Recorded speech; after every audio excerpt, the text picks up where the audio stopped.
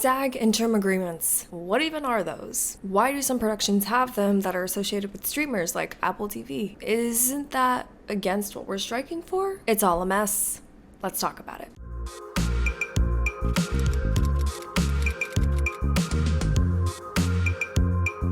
What's good, honey bunch? We are currently in week 8, I think, of the SAG-AFTRA strike, and I wanted to come on here and clear up a few things. I recently watched a SAG-AFTRA webinar about interim agreements with the SAG-AFTRA Chief Operating Officer and General Counsel, Duncan Crabtree-Ireland. He was answering questions pertaining to the SAG Interim Agreements. Let me give you the rundown. What is an interim agreement? An interim agreement is basically an agreement between production and producers stating that they will adhere to the SAG-AFTRA conditions presented to the AMPTP on the last day of negotiations before the strike was called. This includes streaming revenue and protections against AI, as well as overall wage increases. An interim agreement is not a waiver. Please dispel that from your vocabulary. The media likes to call it a waiver, which insinuates that there are rights being waived, and nobody is waiving their rights here. The interim agreements are a complete agreement that covers everyone involved the way SAG-AFTRA wants to move forward. How do you get one? I believe if you would like an interim agreement for promotion of your project or to start the casting process of your project, you can use your business rep from your production to apply through the SAG-AFTRA website, and applications will generally be approved or denied within a few weeks. There is something to note though that SAG-AFTRA recently put out a statement saying that any projects that contain scripts written by WGA writers will no longer receive SAG interim agreements. And I think that's really smart on their part because it allows us to stand more in solidarity with our striking partner, the WGA. If I am wrong about any of this, please call SAG and they can confirm or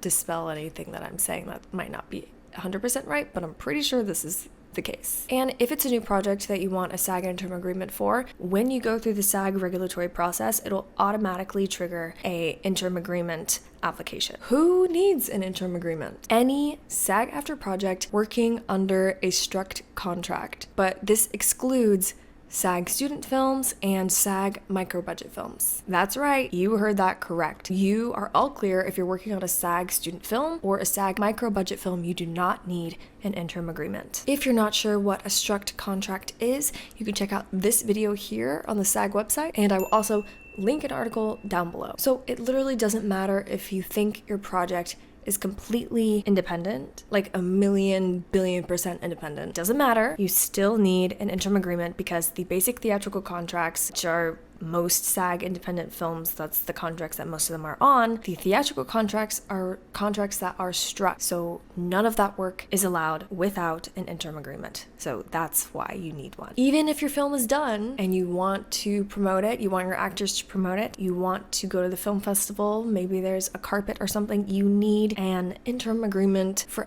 any of that to be viable in SAG's eyes and to not scab. Why do we need an interim agreement if our project is completely independent? Well, you need one because you're still working under a struct contract, and that's what we are striking against. We are striking the contracts as well as the AMPTP. We are fighting for a better deal and for a better contract. So it doesn't really make sense to allow productions to continue working under expired contracts that we are striking against, regardless if they are truly independent or not. Why are interim agreements important? Interim agreements are being used as a leveraging tool against the AMPTP. If they see how independent projects, which often have way less of a budget than the studios do, if they see how these independent projects can work under the SAG-AFTRA terms that are being proposed to the studios with ease, then it makes the AMPTP look like really greedy. So SAG is encouraging productions to apply for a SAG interim agreement. Again, not a waiver. Make work happen,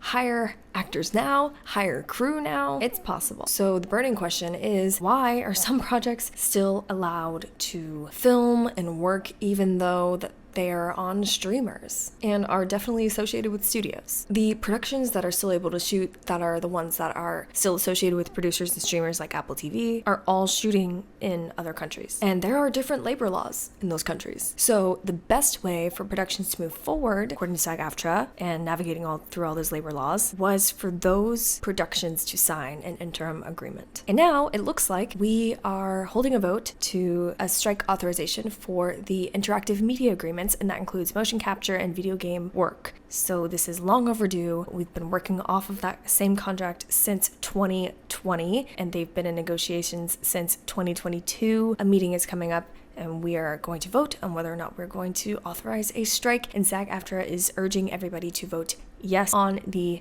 strike authorization so that we can get an interactive media contract that we also love. So we're all kind of tag teaming it here, trying to get all of this done so that we can come out better and more ahead on the other side. I hope this answered your questions in a timely manner about the SAG Interim Agreements, but if you have any more, you can always check out the SAG-AFTRA strike website listed here, and I'll also link it down below. And I'll see you all in a new video Thursday after next. Bye.